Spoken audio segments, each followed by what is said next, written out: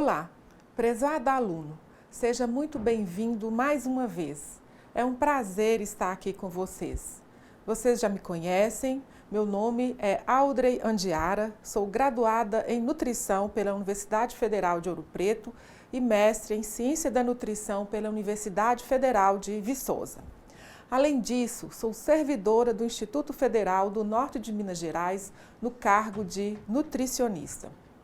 Na nossa segunda e última aula, falaremos sobre conceitos básicos em microbiologia e das regras e procedimentos de higiene com os equipamentos e utensílios, com o ambiente, dos cuidados com o lixo e com a qualidade da água.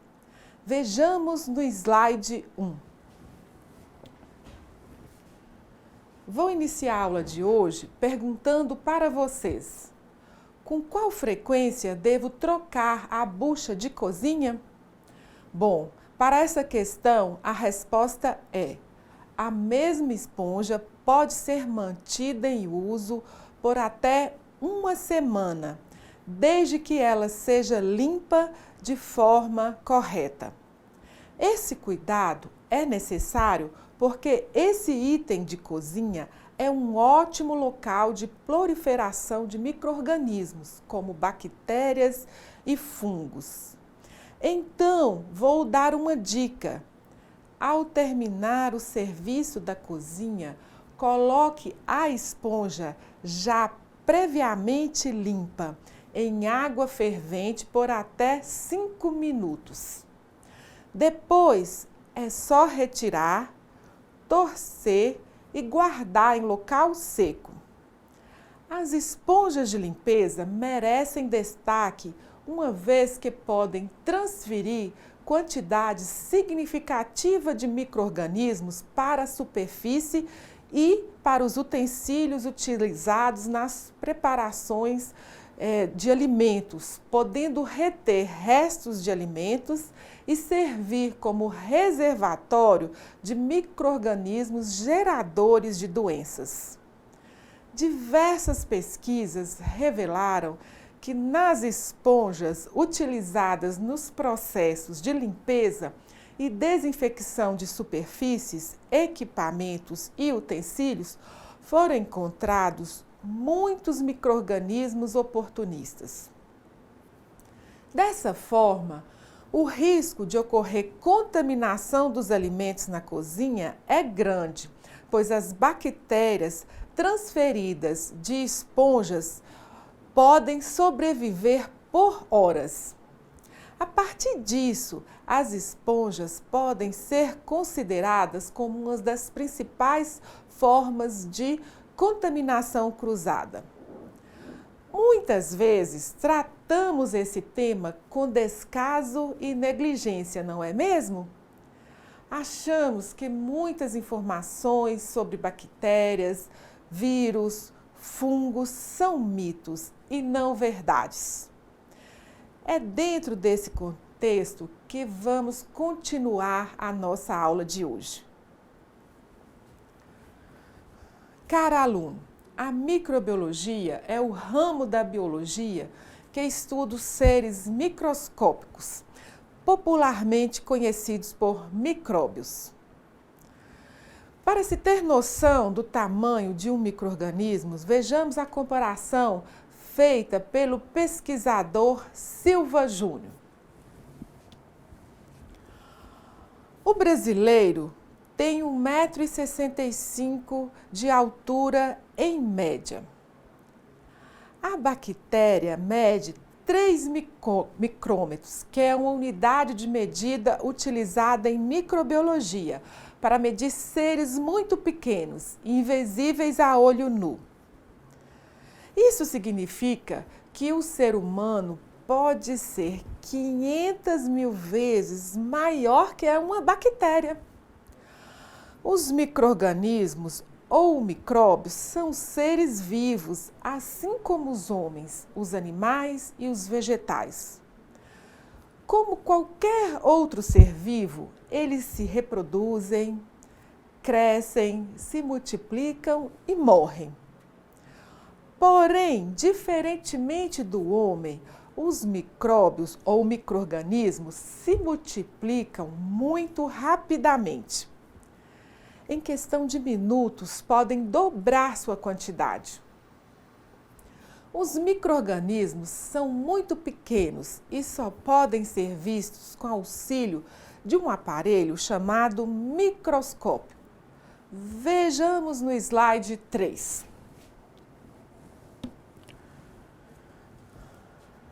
O microscópio é um instrumento que serve para ampliar com a finalidade de observação a imagem de objetos minúsculos. Até pouco tempo, antes da invenção do microscópio, os micro-organismos eram desconhecidos dos cientistas. É preciso saber que muitos micro-organismos causam contaminações e doenças. Neste momento, vocês devem estar pensando, mas que doenças são essas? Essas doenças são chamadas de doenças transmitidas por alimentos contaminados. Nós já falamos isso na primeira aula. Normalmente, os parasitas, as substâncias tóxicas e os micro-organismos prejudiciais à saúde entram em contato com o alimento durante a manipulação e o preparo dos alimentos. Esse processo de contágio do alimento é conhecido como contaminação. Observem no slide 4.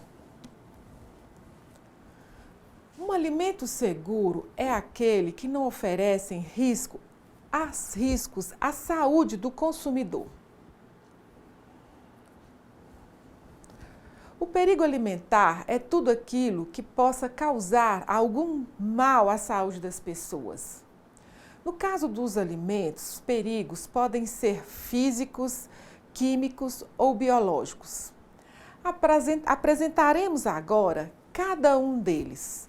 Vejamos no slide 5 uma ilustração desses perigos. Os perigos físicos mais comumente associados aos produtos de panificação e confeitaria são fragmentos de vidro que podem estar presentes nas matérias-primas ou serem incorporados durante o preparo. Insetos ou seus fragmentos, roedores ou suas fezes, fragmentos de plástico, de embalagens, parafusos e arruelas que soltam de equipamentos.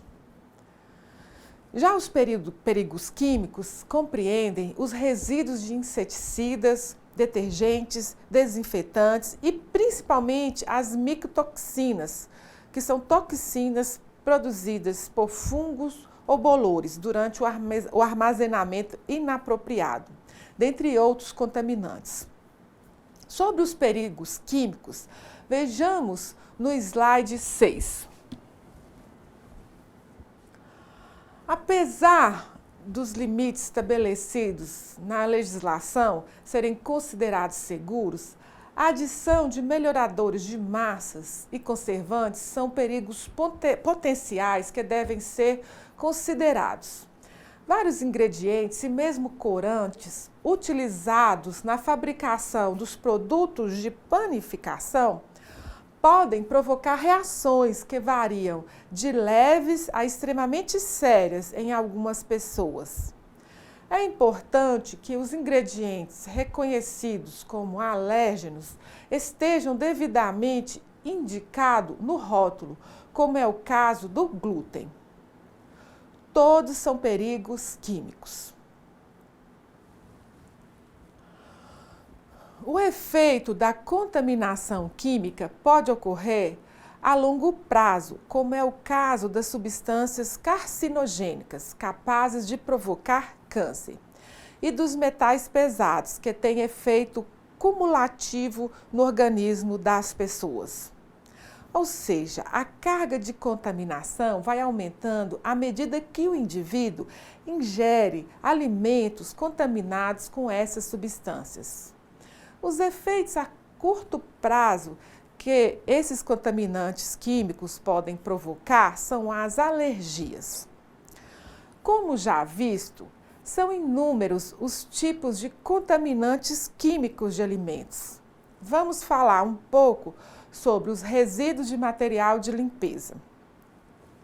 Os resíduos de material de limpeza, sobra de desinfetantes, por exemplo, podem permanecer nos equipamentos e nos utensílios quando não são limpos adequadamente, quando o enxágue é mal feito e, consequentemente, podem ser transferidos para o alimento. Esses resíduos são tóxicos, portanto, o melhor a fazer para prevenir que alguma intoxicação desse tipo ocorra é estar bem atenta à utilização dos produtos de limpeza, seguindo sempre as recomendações sugeridas em suas embalagens. Também não podemos deixar de falar de outro perigo químico, os resíduos de agrotóxicos ou pesticidas. Os agrotóxicos, também chamados de pesticidas, são usados na agricultura para proteger as plantações da ação das pragas e aumentar os rendimentos da colheita, além de deixar as frutas, verduras e legumes com aparência mais bonita. Após a colheita, esses agrotóxicos são também utilizados na proteção das matérias-primas contra insetos e outras pragas. Existem leis específicas para o controle de uso desses pesticidas ou agrotóxicos em alimentos e estabelecimento de limites para seus resíduos. Porém, muitas vezes os produtores utilizam dosagens exageradas e acabam por comprometer a saúde do consumidor. A maioria dos agrotóxicos é composta de metais pesados, como mercúrio, chumbo, alumínio e arsênio, entre outras substâncias tóxicas. Os metais pesados são elementos que não devemos ter no organismo nem em quantidades mínimas. A longo prazo, podem levar a doenças graves que variam de acordo com o metal. E os perigos biológicos? Os perigos biológicos são os micro-organismos patogênicos, ou seja, micro-organismos que causam doenças, como, por exemplo, as bactérias e suas toxinas, os vírus e também os parasitas. Existem muitos tipos de micro-organismos. São eles as bactérias, os fungos, os vírus e os parasitas. Os diversos tipos de micro-organismos serão apresentados a seguir. Observem no slide 7. As bactérias são os micro-organismos que mais causam problemas nos alimentos. Multiplicam-se rapidamente. O exemplo mostrado no slide 7 é um ferimento que pode veicular a bactéria Staphylococcus aureus. Normalmente, essa bactéria está presente no nariz, na boca e também na pele infectada com feridas e queimaduras infeccionadas. Por isso, é bastante frequente encontrá-la em produtos muito manipulados, como os produtos de confeitaria, se as pessoas não tomarem cuidados com a higiene. Os indivíduos que ingerirem a toxina pré-formada dessa bactéria, ou seja, do Staphylococcus aureus, no alimento, apresentarão vômitos, diarreia, dores abdominais e sudorese. Pode ocorrer também dores de cabeça, calafrios e queda de pressão arterial, e raríssimas vezes febre, que aparece quando a quantidade de toxina ingerida é muito grande. O princípio de aparecimento ou o início de aparecimento dos sintomas é de 2 a 4 horas. Para exemplificar uma situação de contaminação de alimentos, peço-lhe que leiam a história da torta da festa junina. O arquivo está disponível na sala virtual da disciplina. Vocês vão observar as situações que podem levar à contaminação dos alimentos nessa história. Dando continuidade à nossa aula, vamos falar agora sobre os bolores. Vejam no slide 8 alguns exemplos de contaminação por bolores ou fungos. Bolores ou fungos são micro-organismos frequentemente encontrados em pães, frutas e cereais. Muitos desses bolores produzem toxinas, chamadas de micotoxinas, consideradas perigos químicos pelo efeito acumulativo no organismo e que podem causar problemas graves à saúde do consumidor. Para ilustrar esse assunto, vamos ao exemplo da paçoca de amendoim. Esse estudo, realizado pelo Inmetro, verificou a contaminação do produto paçoca de amendoim com uma micotoxina que, tanto em seres humanos quanto em animais, causa sérios danos à saúde, sendo associada ao câncer primário de fígado. A aflotoxina é um dos principais tipos de micotoxinas existentes e responsável pela contaminação dos grãos do milho, do trigo e principalmente do amendoim. Trabalhos como esses do Inmetro são muito importantes para a nossa sociedade. O Inmetro está vinculado ao Ministério do Desenvolvimento, Indústria e Comércio Exterior do nosso país e tem a importante missão de prover confiança à sociedade brasileira nas medições e nos produtos, através da metrologia e da avaliação da conformidade, promovendo a harmonização das relações de consumo, a inovação e a competitividade do país. Vocês sabiam disso? Continuando nossa aula, falaremos agora sobre os vírus e os parasitos.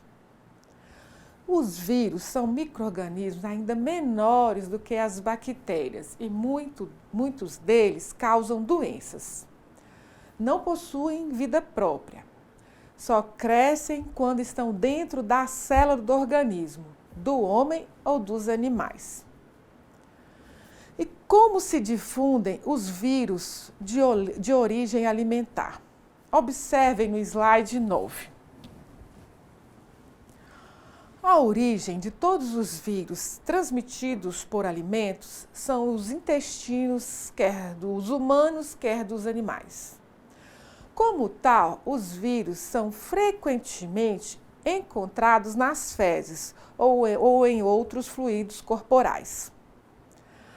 A transmissão do vírus de origem alimentar ocorre através da contaminação de alimentos através dos manipuladores de alimentos devido às más práticas de higiene. Contato dos alimentos com resíduos de origem animal, esgotos e águas poluídas por esgotos e consumos de produtos de origem animal contaminados com vírus, por exemplo, carne e peixe. Então, o homem adquire esses micro-organismos através da ingestão de alimentos contaminados. Um exemplo de patógeno causador de doenças transmitida por alimentos de origem viral é o vírus da hepatite A. Estima-se que haja mais de 1,4 milhões de casos de hepatite A por ano. Os vírus têm distribuição mundial e são transmitidos pela via fecal-oral, através da água, alimentos e objetos contaminados por contato pessoa a pessoa.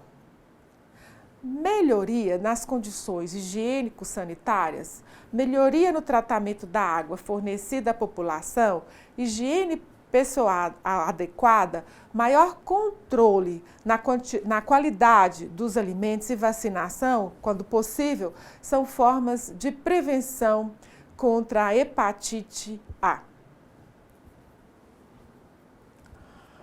Vamos falar agora dos parasitas. Os parasitas compreendem protozoários como a ameba, giardia e os ovos de eumintos, os vermes, que podem contaminar os alimentos e provocar muitas vezes problemas graves à saúde do consumidor.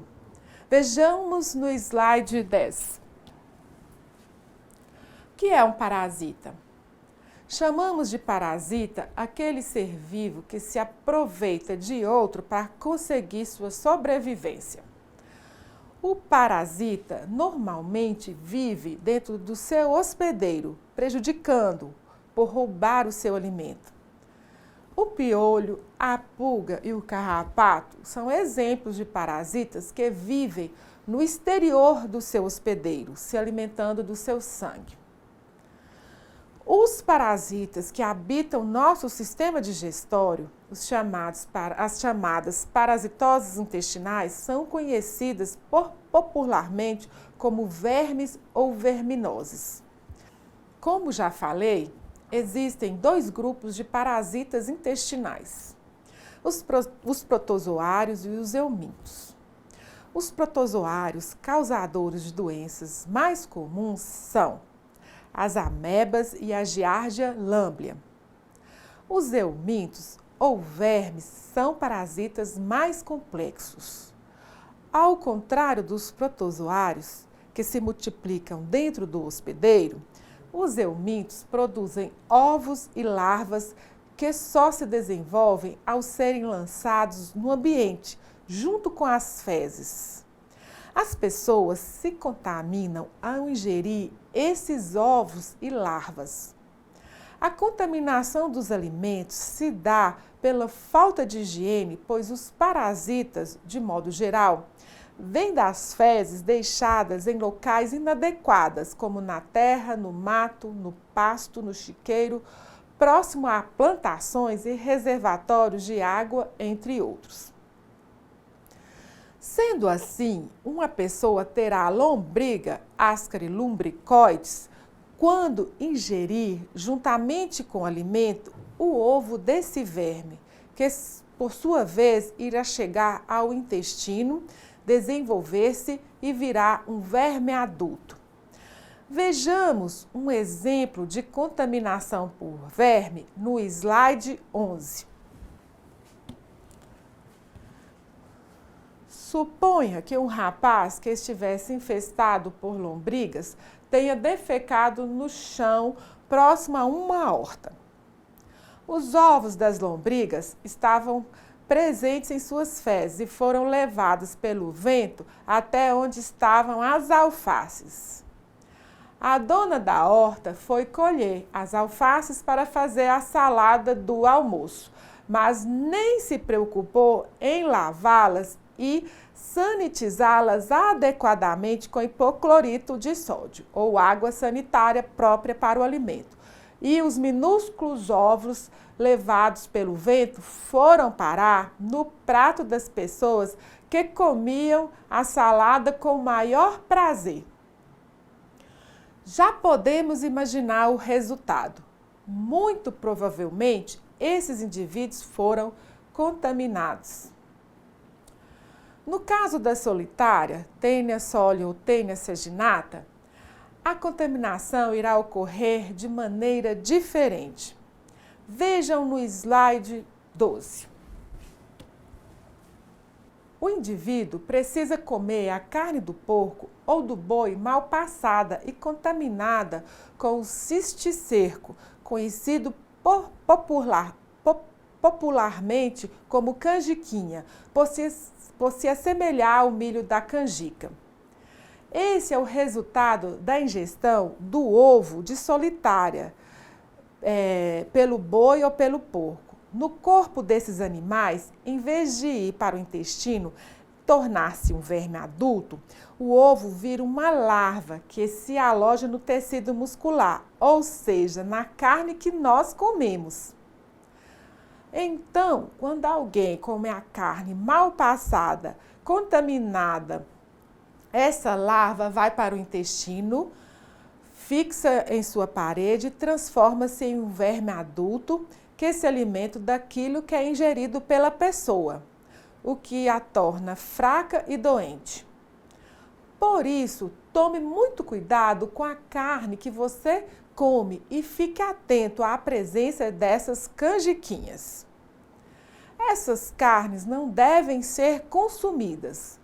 Procure sempre passar bem a carne antes de servi-la. Agora, uma observação. Os parasitas nunca são benéficos aos seres humanos, sendo geralmente malignos. A contaminação se dá de várias formas, sendo que a principal é a ingestão de alimentos ou água contaminada e através da pele, por ferimentos pequenos. A prevenção deve ser realizada da seguinte maneira: lavar as mãos antes das refeições, antes de manipular e preparar alimentos e após ir ao banheiro. Conservar as mãos sempre limpas e as unhas aparadas e limpas. Lavar com água potável os alimentos e sanitizá-los, como já foi falado em outra aula. Cozinhar bem os alimentos. Ingerir carne somente bem passada. Bom, continuando nossa aula, falaremos agora sobre práticas de higiene com os equipamentos, com os utensílios e com o ambiente utilizado para a produção de alimentos. Já sabemos que a produção de alimentos dentro de padrões higiênicos satisfatórios é uma das condições essenciais para a ascensão e a manutenção da nossa saúde.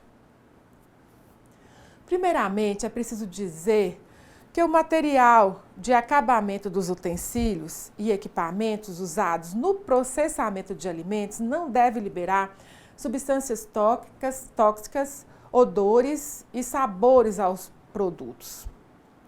Deve também ser resistente à corrosão e de fácil higienização, como aço inox, plástico, etc.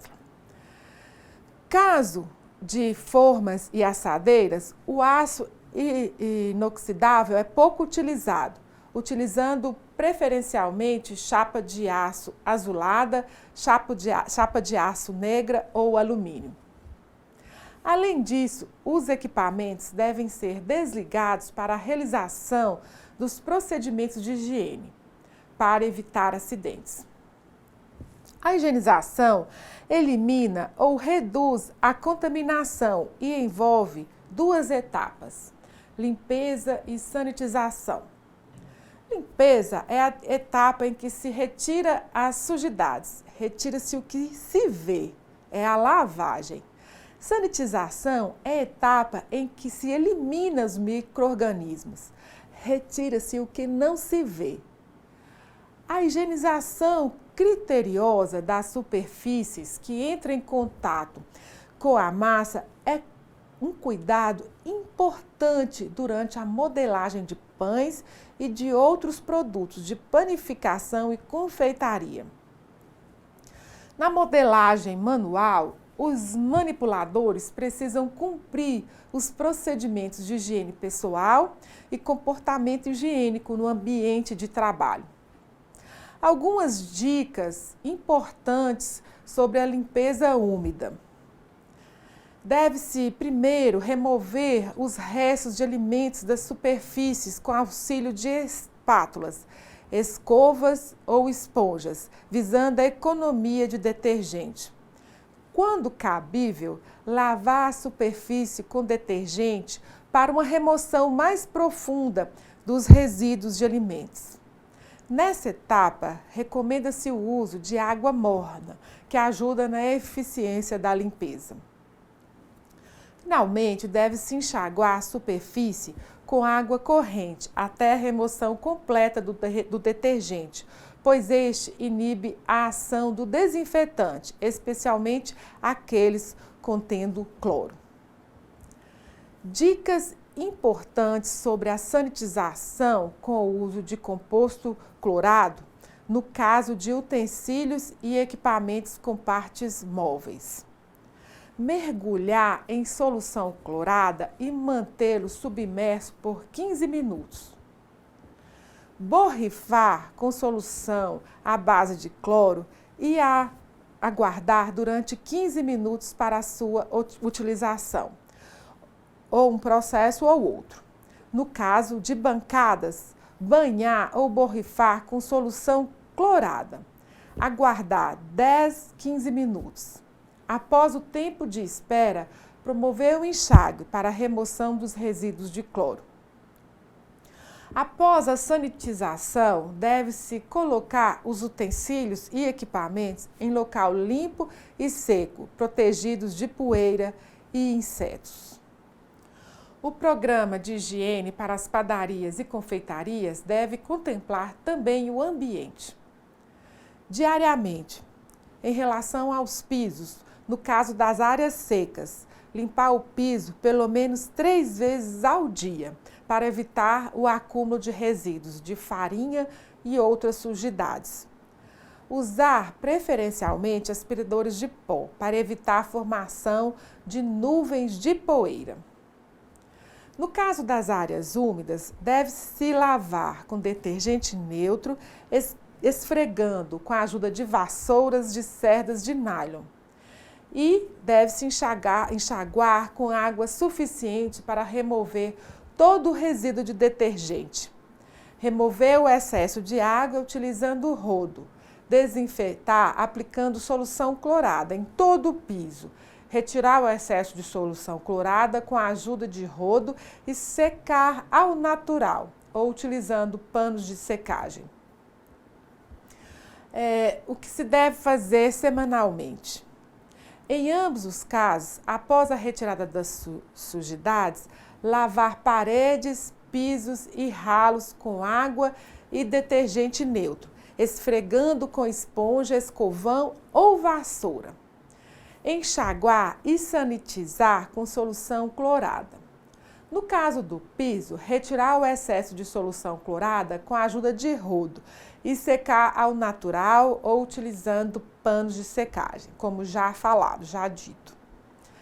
As janelas, as portas, as maçanetas devem ser lavadas semanalmente ou sempre que necessário. Se possível, lavar com água e detergente neutro, esfregando com esponja sintética. Enxaguar para a remoção dos resíduos de detergente e deixar secar naturalmente. As telas do ambiente da produção de alimentos devem ser lavadas quinzenalmente. Lavar com detergente, escovando bem. Enxaguar com água limpa e deixar secar naturalmente. As bancadas e superfícies de manipulação devem ser lavadas diariamente ou sempre que necessário. Deve-se retirar os resíduos das bancadas com auxílio de um tecido sintético, umedecido ou com esponja. Lavar com detergente neutro e água, esfregando com esponja sintética. Enxaguar e aplicar solução clorada ou também nas bancadas pode-se utilizar o álcool 70%, auxiliado por um pano sintético. E qual a vantagem de usar o álcool 70% e não o álcool comum?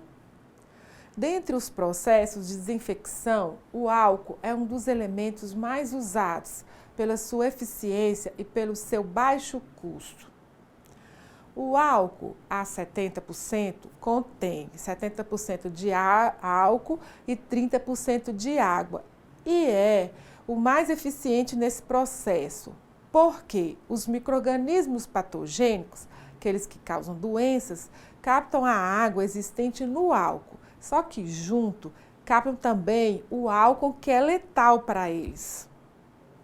O álcool 70% tem ainda a vantagem de ter um baixo potencial alérgico, não ser tóxico e não deixar resíduos.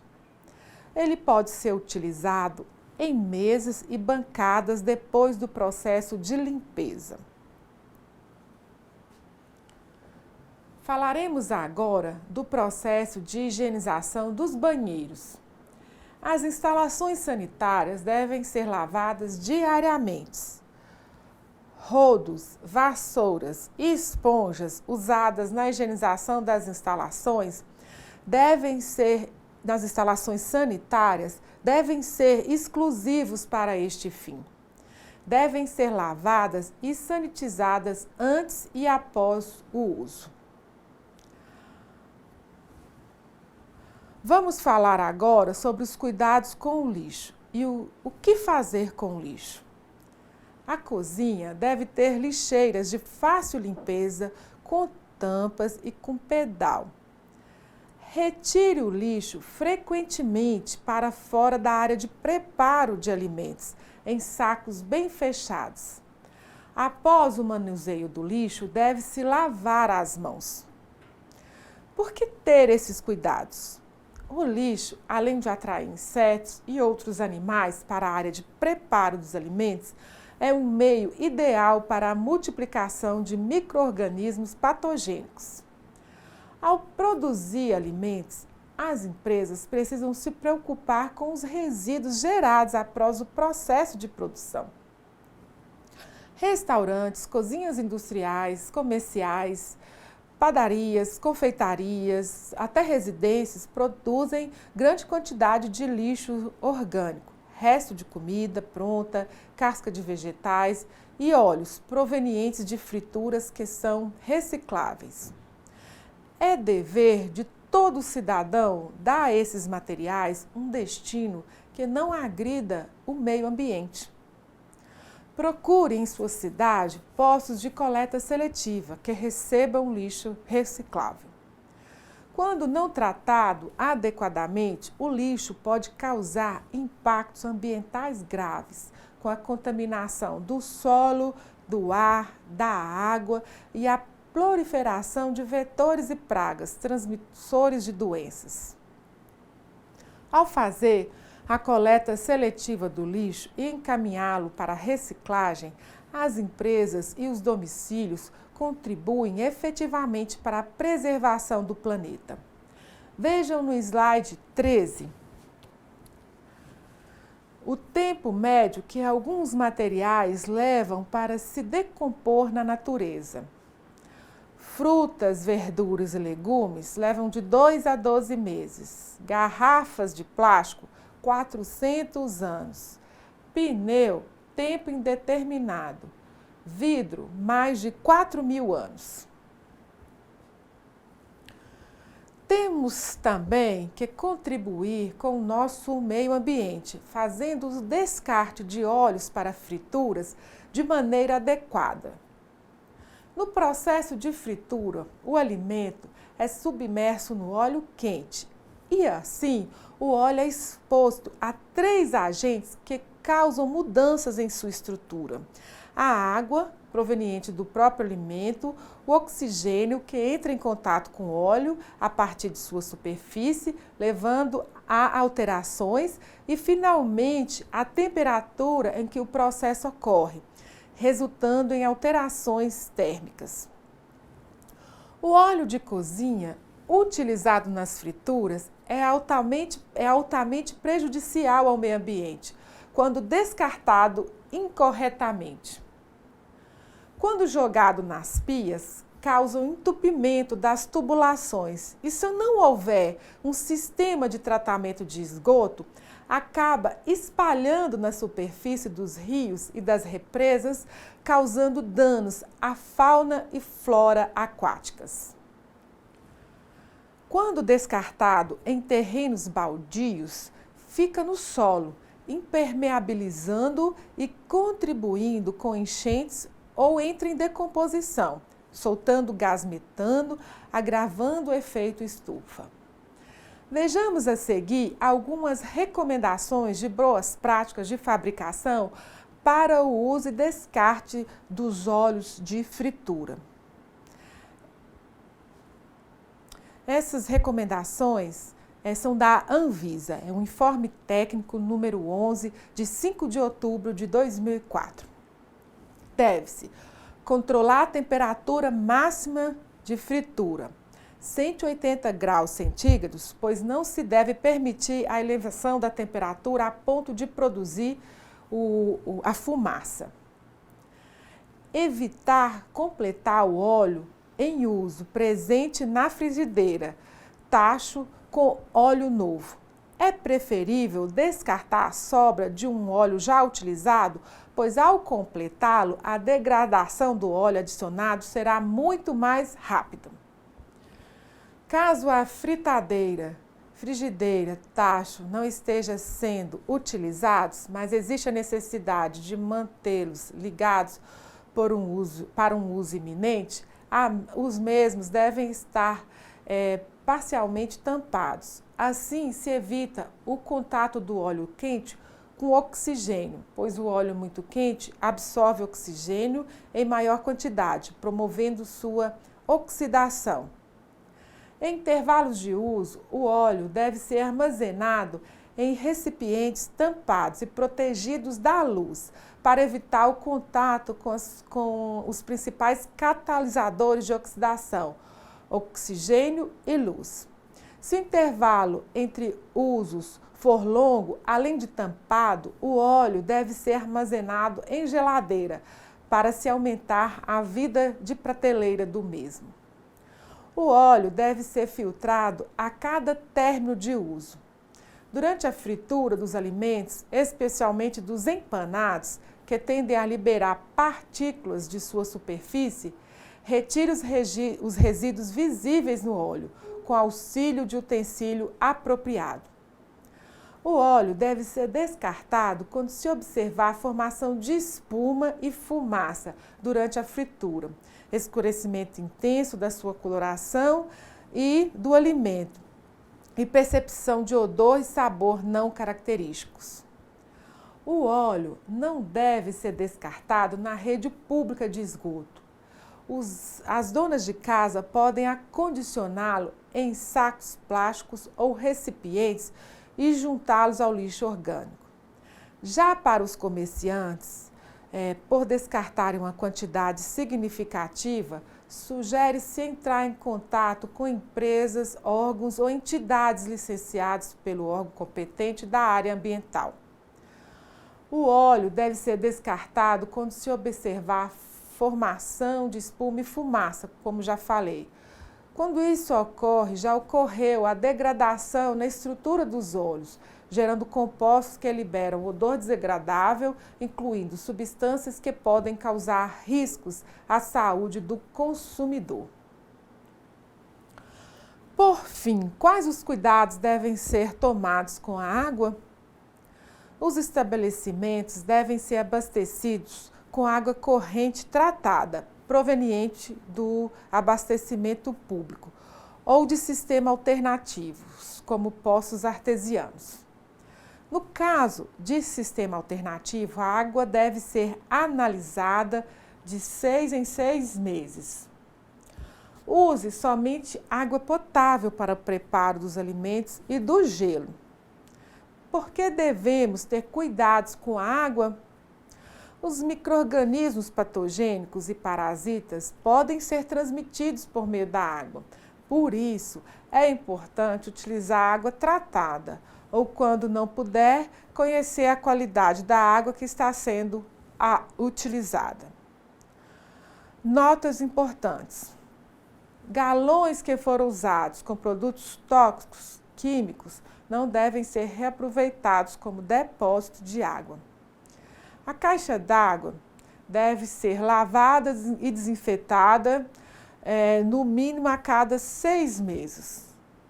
Isso porque, com o tempo, a caixa d'água cria crostas onde os micro-organismos ficam acumulados e podem contaminar a água. E para finalizar a nossa aula, um texto para reflexão. Quem é responsável pela qualidade? Esta é uma história sobre 4 pessoas chamadas Todo Mundo, alguém, qualquer um e ninguém. A qualidade era um serviço importante a ser feito e todo mundo estava certo de que alguém faria. Qualquer um poderia ter feito e alguém ficou zangado com isso, porque era um serviço de todo mundo. Todo mundo pensou que qualquer um poderia fazê-lo, mas ninguém percebeu que todo mundo não faria. No fim, todo mundo culpou alguém quando ninguém fez o que qualquer um poderia ser feito. E com esse texto, encerramos os assuntos da nossa segunda videoaula. Muita coisa, não é mesmo? Mas eu espero que vocês tenham gostado e que tenham absorvido um pouco do que vimos aqui hoje. Lembrem-se de acessar a sala virtual, participar dos fóruns e postar as suas dúvidas. E não se esqueçam dos estudos da apostila. Espero que vocês tenham gostado da aula de hoje. Bons estudos! Desejo-lhes muito sucesso. Um grande abraço!